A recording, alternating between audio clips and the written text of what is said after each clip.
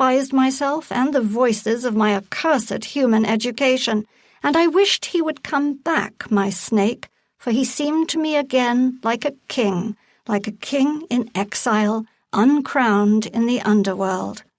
This is Ingrid Newkirk with Peter, reminding us it's easy to be kind by choosing fake snake over real skin for belts, bags, and shoes.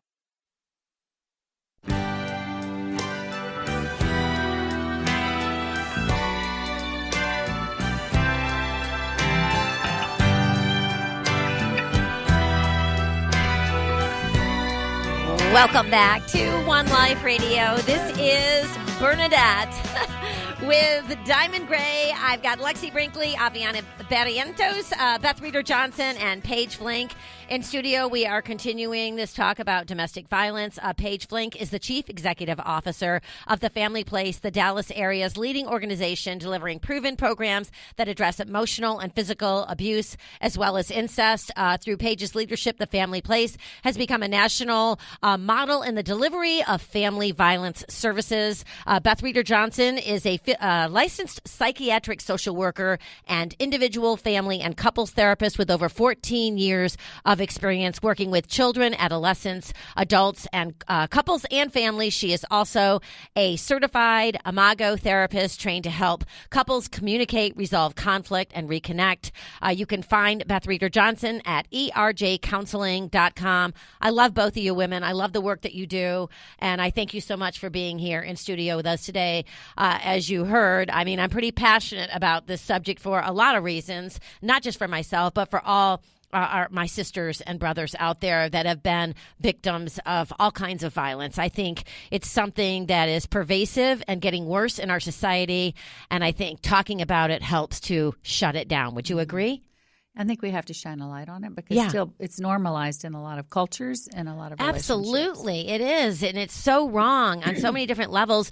You know, so let me ask you this. So looking at the domestic violence report for Dallas, it looks like there has been an increase in cases reported. Why is this? And is that a good thing or a bad thing that they're being reported? Does that mean there's more out there or they're just being reported? It's a very good thing that there is an increase. First of all, our population has grown. And so that's part of it. But the other part is if people feel like they would get results when they call the police, then that's a positive because the more police interaction there is, the less likely there is to be a lethality. And so for us, more people calling means we can get them services and have the chance to either shelter them or get them in counseling programs. But also holding that batterer accountable is the most important. Really, one of the most important ways we're going to stop it, because people get away with this is behind closed doors, and so when it's brought out into the open and the criminal justice system, system, down on this on the perpetrator. Right. That's exactly right. Yeah, and it's kind of funny how that shuts it down so quickly. And you have a whole counseling program for the batterers, right? We do. We have a batterers intervention program, and there's about 950 people that go through that a year. It's important because it's 24 weeks. And they are in a group with other people who have committed that very same offense. And so you're able to but they don't all start at the same time. So one person is in week 10 and the other one just got here. And the first week they're still blaming the victim and minimizing, and I didn't really do it. The judge framed me, all those things. And then as time goes on, they hold each other accountable and they learn tools and techniques and ways to not have this happen again. It is a 100% preventable. Absolutely, 100% preventable. Well, and I have to tell you, so the person that broke my nose when I was a young woman, we're friends. We're friends now. He went to anger management and got himself healed, if you will. And you're looking at me so perplexed, but yes, it's true. And I dated him for a long time, so we were high school sweethearts. I was very close to his family, and still am. Yeah, well, I'm perplexed because batterers should be sent to batterers intervention program because anger management is one thing. These people can perfectly manage their anger. And so it's a technical thing that, maybe he went to a batterers intervention program, possibly, but it's Well, I never dated him again. We're just he asked me to forgive him, so I did. And people can change their behavior. I 100% believe that also. It's just I'm so specific because our criminal justice system sometimes will send someone to anger management. Right. For example, that man that murdered the woman and the baby lived and she didn't. Mm-hmm. He had been in the criminal justice system, and they sent him to anger management instead of a betters intervention program. Had he been in betters intervention program, other people would have gotten involved with the victim. So is that the major difference? It is it's a power and control. It's all about the whole wheel of power control. Mm-hmm. Anger management is a different. It's just recognizing what triggers you and just figuring out how to manage yourself, which is different than your cultural beliefs. I believe I have a right to be the dominant person. I believe that I'm the king of the castle. Some of those things that we talked about. Yeah. That's addressed in Betters Intervention. Yeah. I think in this case, though, I think he was anger management. I mean, because I have to say, as crazy as that sounds, because, I mean, for 6 years, he was he was a very nice man, a nice young man.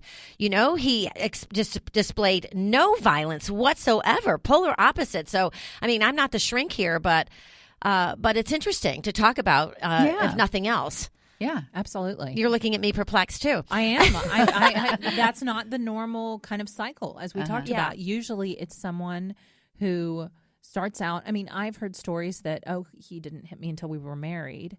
But when they go back and look back, that there was intimidation or threats or definitely yelling matches, things like that. They typically didn't understand how to handle their conflict in a healthy way at all. And sometimes for both of them, right? Yeah. Well, and Dr. Susan B. Sorensen says that this phenomenon is almost exclusively male on female. Is that what you see at the family place as well? Which phenomenon are you talking about? Of abuse, of intimidation, control.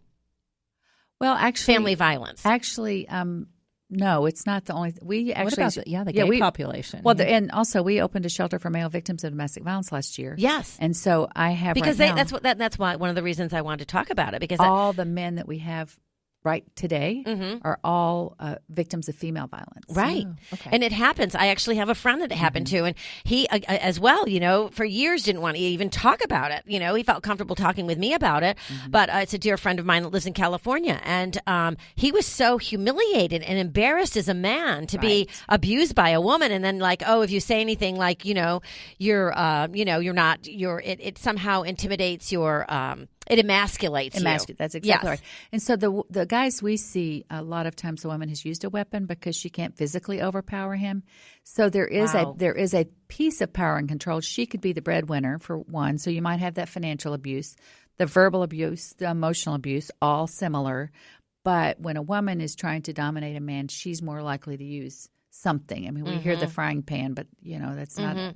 That's actually not as stereotypical, but it also is typical at the same time. And so it can happen to anyone, but women are overwhelmingly victimized. And what as about I said, couples that are there couples that just are not fighting fair and they're both being physical with each other? Because I've heard that there are more stories where the police are arresting both people. Because there is a pro-arrest policy. Someone's going to get arrested when there's a domestic violence offense in our city. And so figuring out who the dominant aggressor is hard sometimes if you've just walked into the room. Oh, yeah, because emotions are so high. And he's got blood running down his face because she scratched him. Her strangulation marks won't show up for 24 hours, 48 hours, so you don't always get it. Okay. But there are women who use violence because that's the way they were raised, that's what their culture.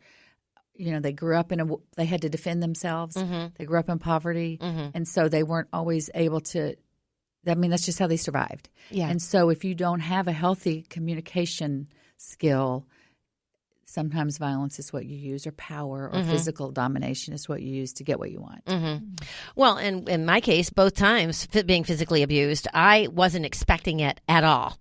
Not at all. And so sometimes it can really catch you by surprise and you really don't know what to do. Especially if you think you have a loving relationship with someone and they turn around and break your nose. I mean, right. It would be really hard to figure out what happened. Right. Absolutely. Yeah. Absolutely. Yeah. So you go from 6 years of normal to just this incredible violence. And it messes with your head. What's going on here? How did this happen? It's very confusing, Sure. I think, when it happens to an individual. Yeah. You'd be in shock for sure. Yeah.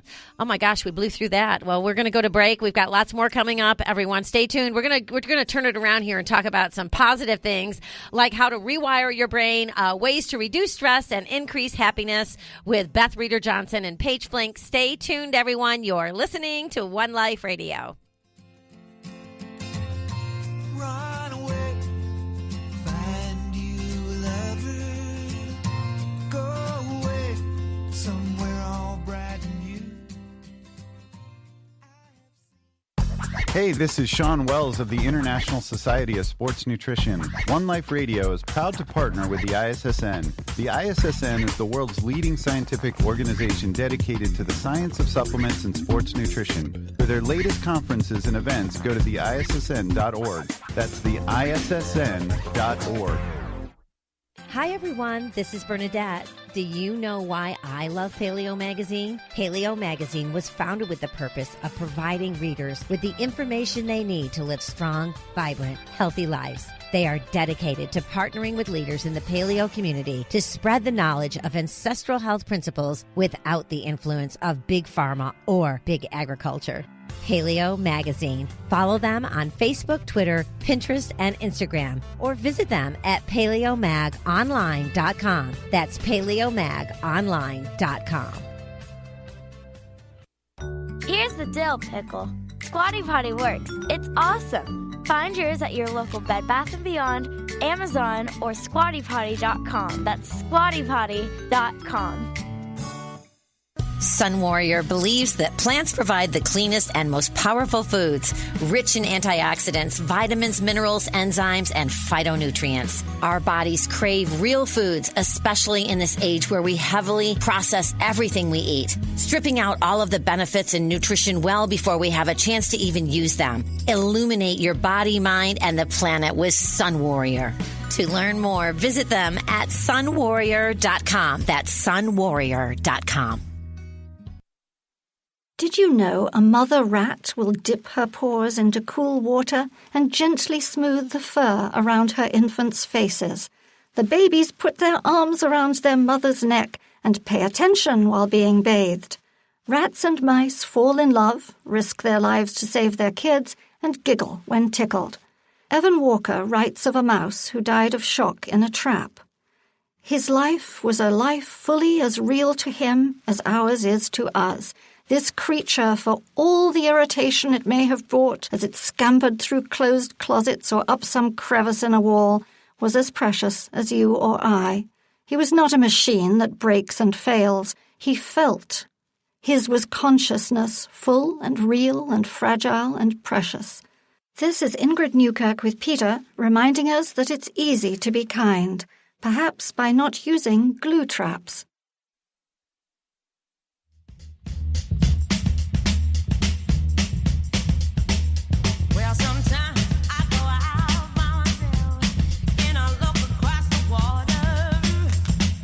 Love Amy Winehouse. Welcome back, everyone. You're listening to One Life Radio. This is Bernadette with Diamond Gray. I've got Beth Reeder Johnson in studio with me and Paige Flink. We're going to be talking with Beth Reeder Johnson about rewiring your brain, ways to reduce stress and increase happiness. If you're just now joining us, Beth Reeder Johnson is a licensed psychiatric social worker and individual, family, and couples therapist with over 14 years of experience working with children, adolescents, adults, couples, and families. Such a great thing having you in studio today. I've missed seeing you. I really have. It was so. Thank you. We ran into each other in the ladies' room. I know. I was like, do I know where I'm going? Yes, I remember. You were in my favorite stall, by the way. Oh, was I? I brought so much gear. Yeah. Oh my gosh. But such a pleasure to have you in Thank studio you. today, Beth.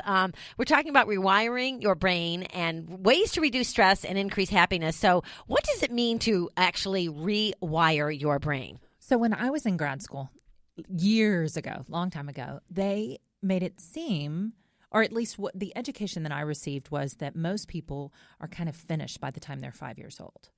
And it's kind of sad, right? The thought of that, which is that our personalities are kind of set. But what we've learned since in neuroscience, and I read a lot of Dan Siegel's stuff. He's an interpersonal neurobiologist out of UCLA. And, you know, it's that you can constantly, through something called neuroplasticity, rewire your brain. And the nice thing is, as a cognitive behavioral therapist, your thoughts impact your feelings, impact your behavior.